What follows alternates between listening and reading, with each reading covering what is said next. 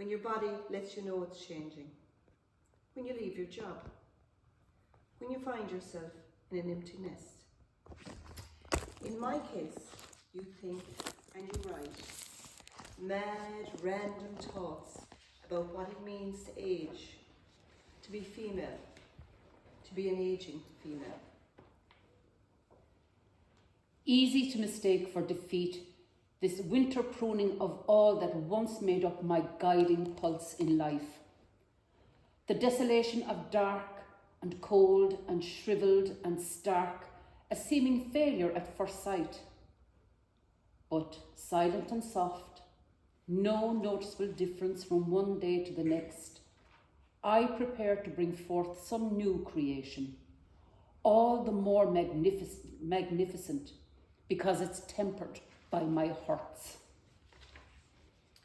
And then you invite your friends to tea, and you ask them to paint in their response to the words you are writing, or their version of them, because after all, they are human too, and they have their own experiences. And they say yes. So you talk about aging and femininity and the constant pressure you feel from without or within to conform to the accepted blueprint of how you should look and talk and be. You begin to understand that there is a strange alchemy in sharing. So you talk about your struggles, and you talk about your sorrows, and your desire to find your own path, to like your choices, and your life, and yourself. I will tear open my wounds and howl like the sea and allow all my sorrows to pour out from me. I will peel back my skinned and exposed, ravaged bone. I will own that I am a shivering, pitiful crone. I will wander the roads and suffer others to know how I am weak and unsure, but desperate to grow. I will plant myself firmly as any scarred oak and soak up aged wisdom in the folds of my cloak. I will bend and I'll weather in cruel wind and in rain, and I'll plant healing herbs in the mud of my pain. But why does it have to be a crone? It seems so hopeless and so negative. Well, that's the thing, you see. It seems that all the words for women get ridiculed and reduced somehow. The male equivalent for a crone is a hermit, a man withdrawn from lesser things, filled with wisdom. Who says that the wise woman crone must be twisted and shriveled and made bitter and ugly? From spires they rang out my shame and commanded that I surrender every scrap of joy I still held. They ordered me to stand stoic, to be happy with sanctity and dignity, to serve out my remaining days. They said, "Old woman, you have no further use but as succour and support for those who still hold youth." They saw me as a futile, shrivelled thing, and so they lessened my beauty and my love. But I found strength, and so I said, "I choose to believe that you are wrong. Spew your poison as you will, I will not be silent or cease in my song." If I'm going to be a crone, I want to be as wise and magnificent as I can possibly be. That's why I love crows. They are clever, and although their plumage is not bright, it has its own distinctive beauty. Maybe we should be crows as well as crones. I'm seeing crows everywhere now, Rebecca says. Not just in the feathers and the song of the crow feeding outside my window. I hear them in the morning when I wake, when I stretch out on my floor. I see versions of them in the floorboards and in the skirting boards and in the shelves that I have yet to dust.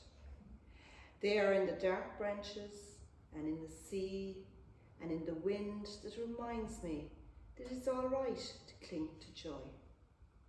They remind me that my notion of bliss is not yours. Why should it be? After all, I am not you, and you are not me.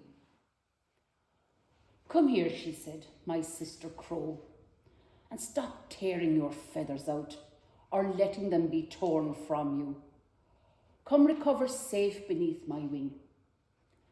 I cannot fly for you, but I will give you rest and warmth and shelter while you learn that outside does not offer magic or any other cures. Your healing will come from nowhere else but the frayed, unbeaten child in you. There is a need and a power in holding each other when sickness or disappointment come to call. Anything falls down without need. We learn together the importance of shared thoughts and tea and surrendering to laughter. My sister Crones remember for me on the days that I forget that I am bold. They remind me that I am fierce and brave.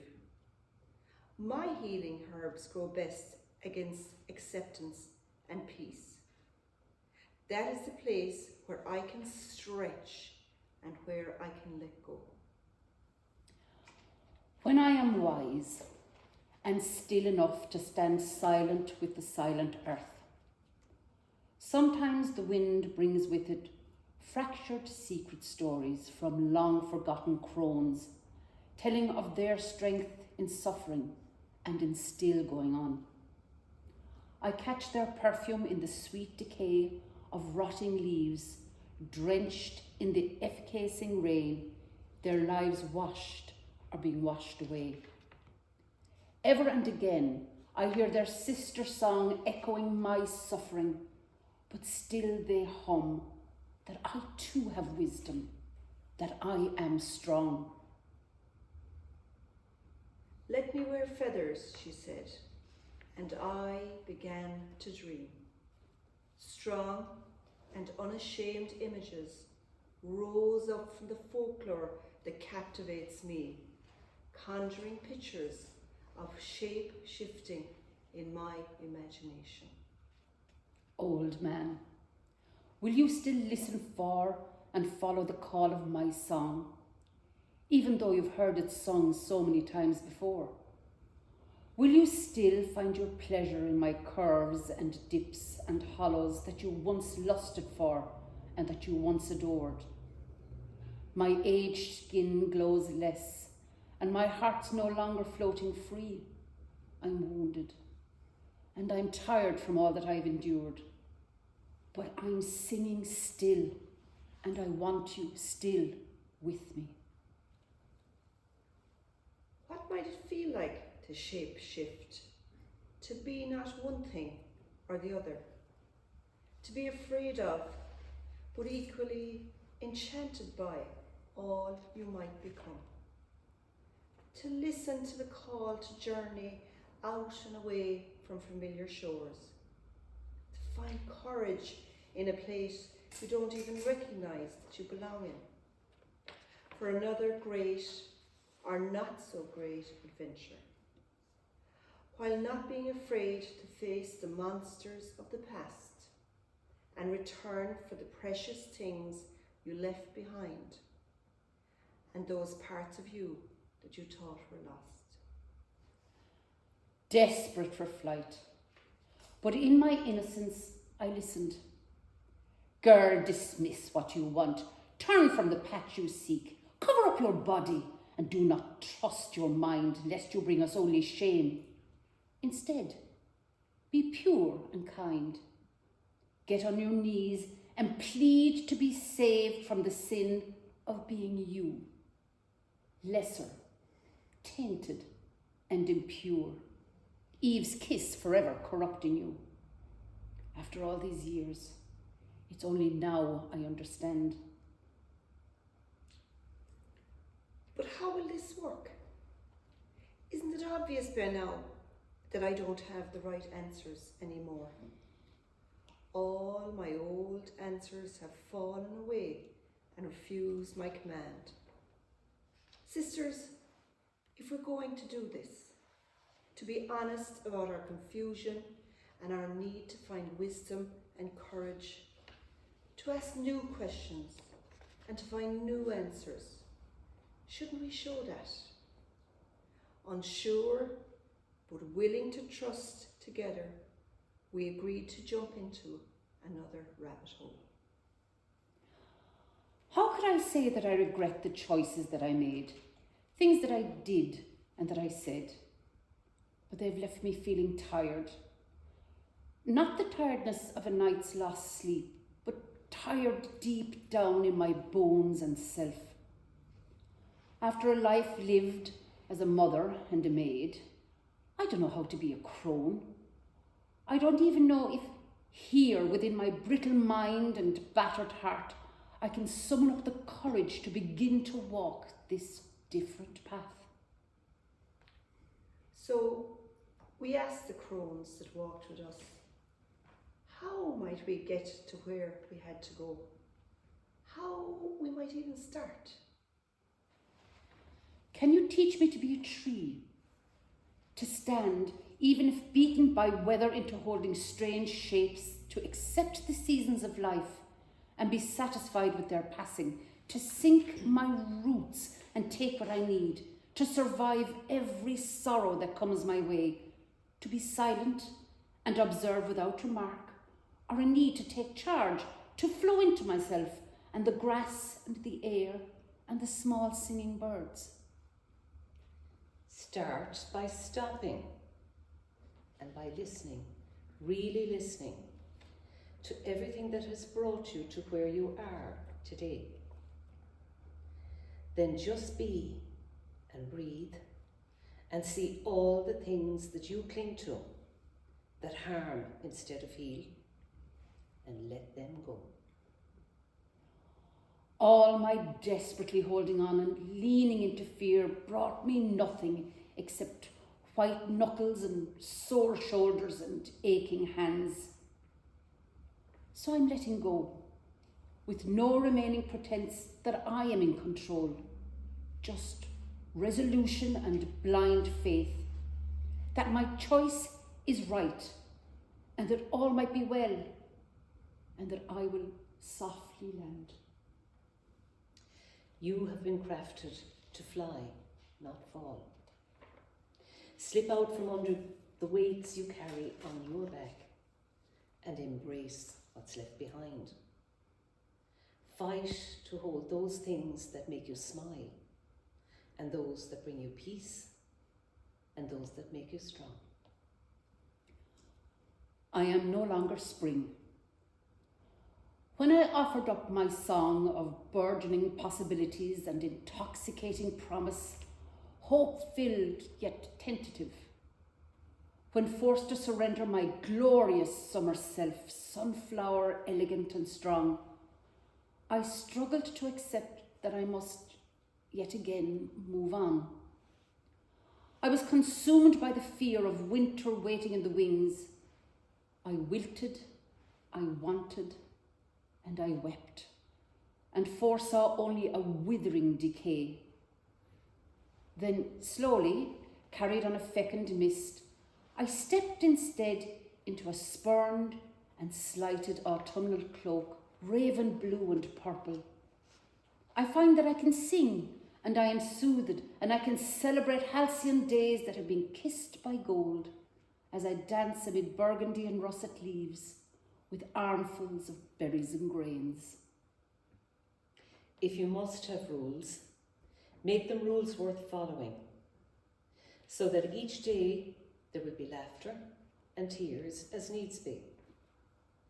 And give yourself permission and time each day for dreaming and lifting your face to the sun and patience and compassion and a little spoon of foolishness. Let me climb out from under your behave and be quiet and your constant dance to my tune. I am weary from all of your burdens and from cares and losses imposed and never my own. I've swallowed because I say so and must do and can't. I've suffered the poison and the fears. I've twisted myself into knots to be your perfect and sweet, almost drowning in salt water tears. So let me wear feathers and powders and silks, but only if that's what I will. And let me be foolish with laughter and dancing. Let me love where I want, even still. And so we find we have some living left to do. And if our joy comes in a sway and not a jive, still we have some dancing left to do. And our steps need not be taken on our own, supported as we are by the hard-won ease and courage we have gained, by all that we have known and seen and done. There as the waves lick my feet in the swallowing sand, on a breeze that kisses and whips, the voices of those ancient others come. You are woman, always beautiful and unsure and dangerous and magnificent. Come take your place with us and dance around the fire under a full moon. Because we know that there are kinder, lighter, wiser notes that sing out along our path. Let's follow.